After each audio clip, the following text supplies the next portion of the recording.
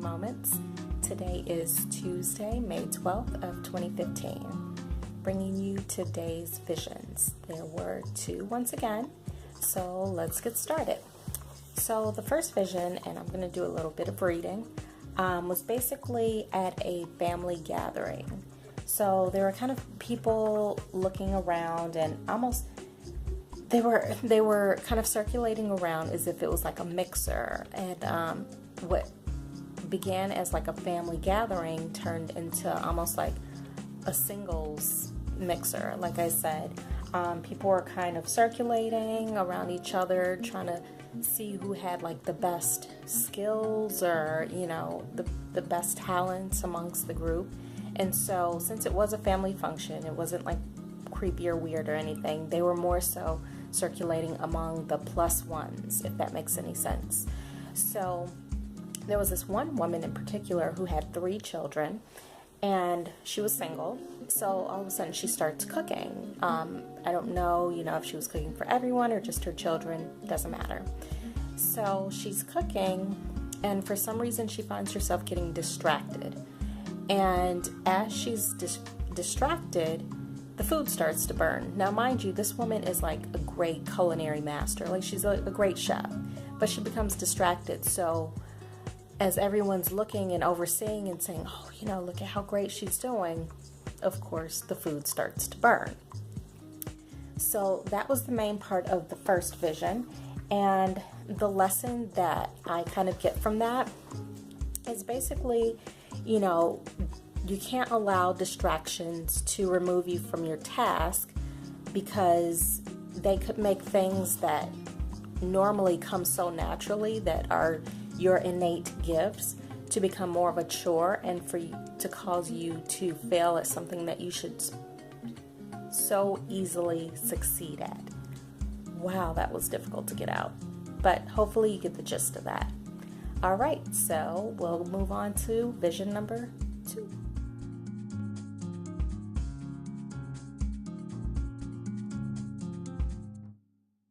So, vision number 2.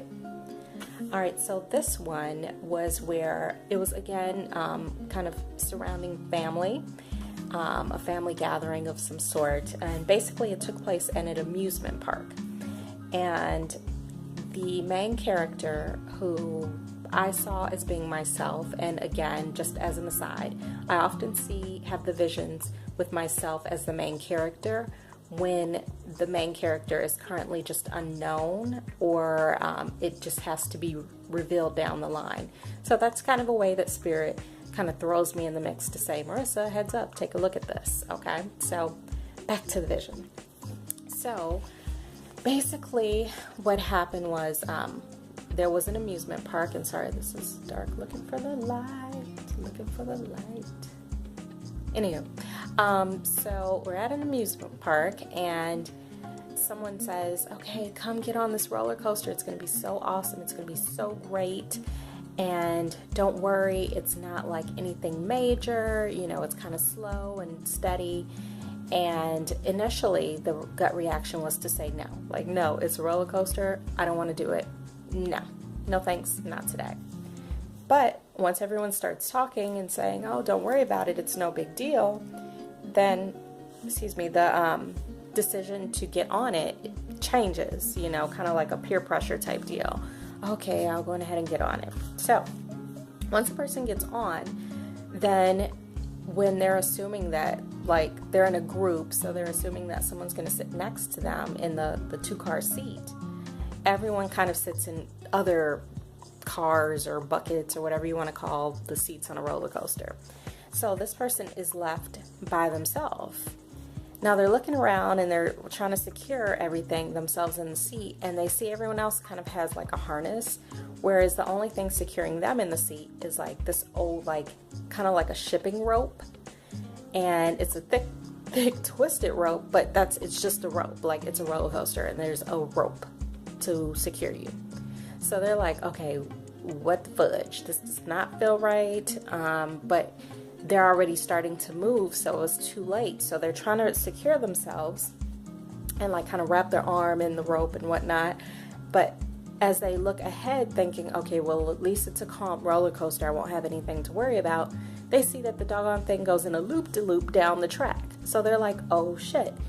Now they realize, okay, I have my laptop on me, I have loose coins in my pockets, I am so not prepared for this. So they're trying to like busy tucking stuff behind them, sitting on the laptop so it's secure, and tucking things down in their pockets and everything. Like they're just like, oh God, this is so terrible. It's just a hot ass mess. So basically they're just trying to make sure everything is secure and safe. Okay, so that's the main part of that vision. Now what I kind of take away from that is, because it did have a very family type of feel to it, I feel that it does represent somebody's sense of security being kind of taken away right after it was almost guaranteed in a way. So whomever this vision is actually about is probably having issues with, finding trust in what people have told them. And also at the same time, because they're looking ahead as opposed to just looking at the current moment. And when they look ahead, they see nothing but potential for problems that are coming down the track. So it kind of forces them to go into this like quick frenzy of wanting to get everything secured now for the sake of what's coming up in the future. Make sense? So this one is more of a reading type of vision, as opposed to the other ones that are more of maybe like a dream interpretation or a lucid dream type deal. It's sometimes they are a little bit different from each other, and this one I feel is even more so pertains to the individual.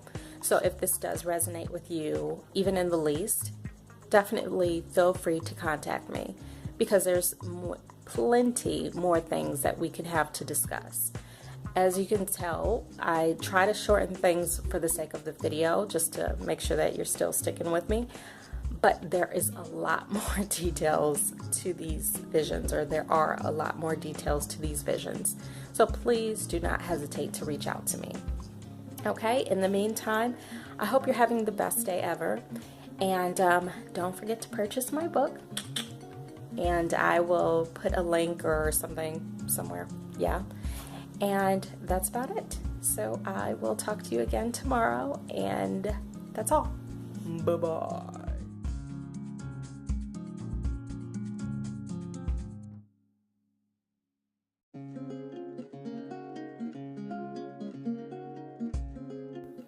Oh hey, before I forget, don't forget to purchase your copy of my book, Marisa Moments, Begin Your Journey.